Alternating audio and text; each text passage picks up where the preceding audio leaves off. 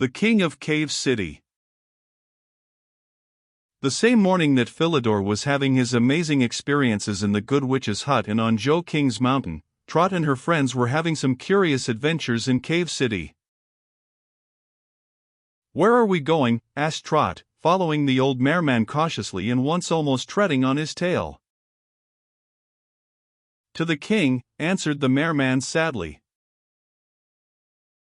"Do you call this a city?" sniffed the Scarecrow, looking scornfully down the dim damp corridors opening to right and left and the muddy stream of water flowing through the center. "No, I don't call it a city," wheezed their guide, resting for a few moments on his crutches, "but you had better not let the cavemen hear you criticizing their town. It will go hard enough with you as it is." Sighing to himself, the old fellow went tapping along on his crutches. "Wait till Silly sees you," he mumbled mournfully. "Who's Silly?" inquired Benny, picking up a boulder and hurling it into the center of the stream. "The king," replied the mareman without turning round. "Humph," chuckled the Scarecrow, winking at Trot. "I've known many kings who acted silly and who looked silly, but I have never met one who called himself that." "Do you mean to say you call him silly right to his face?" "To his side face," answered the mareman solemnly. "He only has half a face," he added, stopping again. "That's all anyone has here." "That's all you'll have presently," he predicted gloomily. "Half a face," gasped Trot, putting one hand to her cheek and looking around uneasily. "Why, what do you mean?" "Are you a caveman?" demanded the Scarecrow, running around and planting himself in front of the old mareman. "If you're not, get us out of here. My face may be funny, but I'm attached to it and it's attached to me, and nobody can have half of Trot's face either." "Nor mine," panted Benny, bringing his stone heels together with a resounding click. "Show us the way out of here or I'll tread on your tail." "There is no way out," quavered their guide, sitting down on a sapphire rock and waving his tail about sadly. "I have been here for years, ever since Mombi stole the Queen of the Osier Isles and sent Quibberin to plague the islanders." "Mombi! Why, Mombi was put out 2 years ago," exclaimed Trot, dropping down on another rock. "Do you mean to say she stole this queen before then? And were those the Osier Isles we flew over this morning?" "Were they Jewel Islands?" inquired the mareman eagerly, "and did you see a city of sapphires?" Trot shook her head quickly, and the old mareman, covering his face with both hands, began to rock to and fro with grief.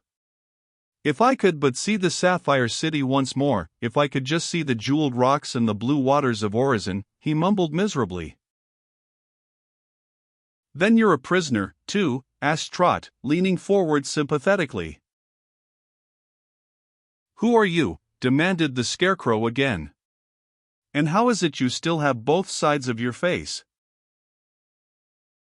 "Because the blue ray could not destroy a waterman," said the old man proudly, and sitting up he told them a strange story. "My name is Orpah," he announced sadly, "and I was keeper of the king's seahorses.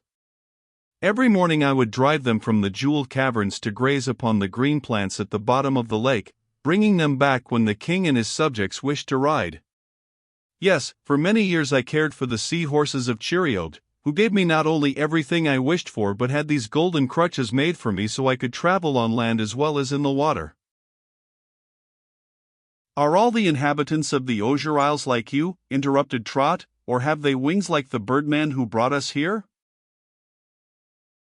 "I am the only mareman in these parts, and the other islanders have 2 legs like you yourself." "I never saw any with wings," exclaimed Orpah, regarding the little girl with a puzzled frown. "Let him tell his story and then we'll tell ours," advised Benny, who was extremely interested in the old man's recital. "There isn't much more," sighed the mareman gloomily. "Everything went well and happily till the day the little prince of the Osier Isles was 2 years old. Then Mombi suddenly appeared, snatched up her majesty and flew off. The same day Quibberin came roaring across the lake. One by one, he devoured the herd of seahorses on which the Osier Islanders were accustomed to ride to the mainland. When I tried to defend them, he seized me and thrust me into his cave. Leaping through the waterfall, I escaped to Cave City and have been a prisoner ever since.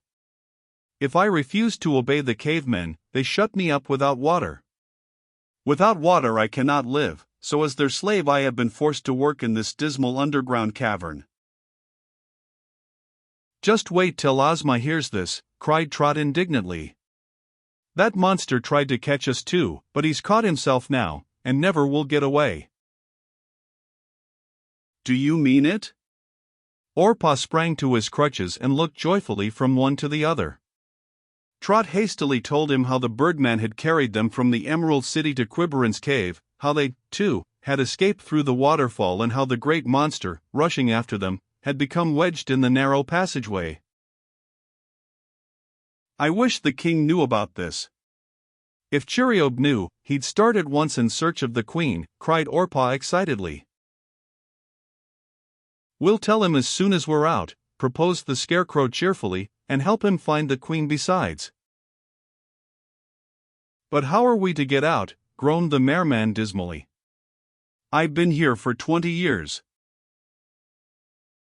"I will fight these cavemen," declared Benny, picking up a rock and glancing belligerently from left to right. "Hush," warned the Scarecrow in a low voice. "We are being shadowed." "Hush," warned the Scarecrow. "What's that?" shivered Trot, as a cold damp wind went whistling past her ears and a long series of wails came echoing through the cavern. "The cavemen," whispered Orpah, quickening his pace. "They are coming to get you." "They won't get me," blustered Benny, brandishing his umbrella in one hand and the rock in the other. "Why, they're shadows," cried Trot, seizing the Scarecrow's arm. "Live shadows." "Silhouettes," corrected the Merman, placing himself boldly in front of the little girl. Rushing along both sides of the wall, came the cavemen, shouting and yelling and waving their shadow swords and clubs. "You have seen the pictures of Egyptian silhouettes carved on old tombs and walls? Well, the cavemen were like that, except that they could move and talk." "Pooh! Who's afraid?" stuttered Trot, as the threatening shadows swept along each side of the cave. "Surrender," called a blue shade, armed with a long spear. "Surrender in the name of King Silly II."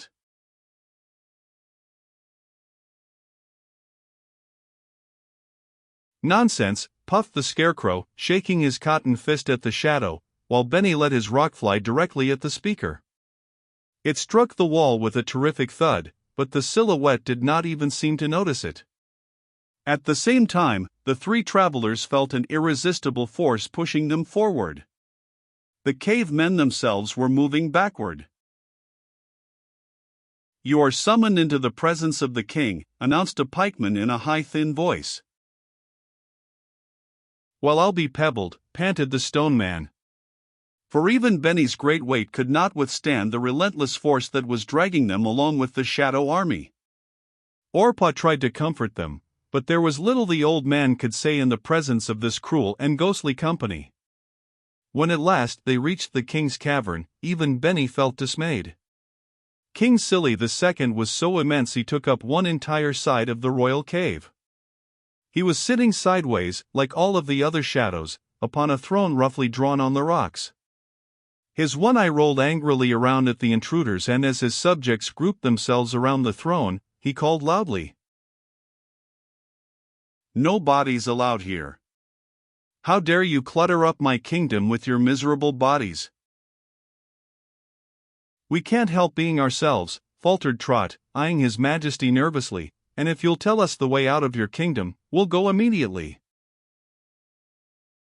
"Faster than that, even," added the Scarecrow, looking round with a shudder. "Hold your tongue," advised the king sharply. "Since you are here, you might as well be silhouettes too. I need some new slaves." Pray stand against that wall yonder with your best sides out, and I'll have you melted down to shadows."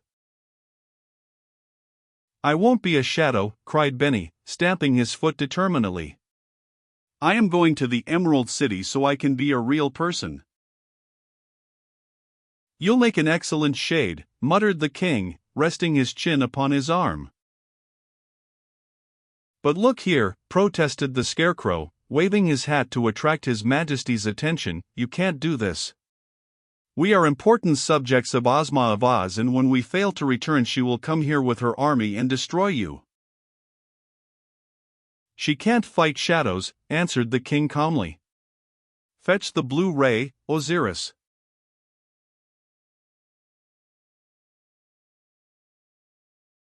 Backing along the wall, the blue shade thus addressed left the cavern, returning presently with a flaming blue torch. As the weird blue light danced all over the ceiling and walls, Trot seized her two friends by the hands. "Run!" panted Trot frantically. But at their first step, the same invisible force that had swept them into the king's presence thrust them back against the left wall of the cave. "This ray," explained the king, smiling icily, "will destroy those clumsy bodies of yours and transform you into fine, useful shades. Quick, best sides out." "Am I to become a shadow before I become a man?" groaned Benny, glancing about desperately. "Will I be the shadow of myself?" moaned the Scarecrow, putting both hands before his face and crouching back against the wall.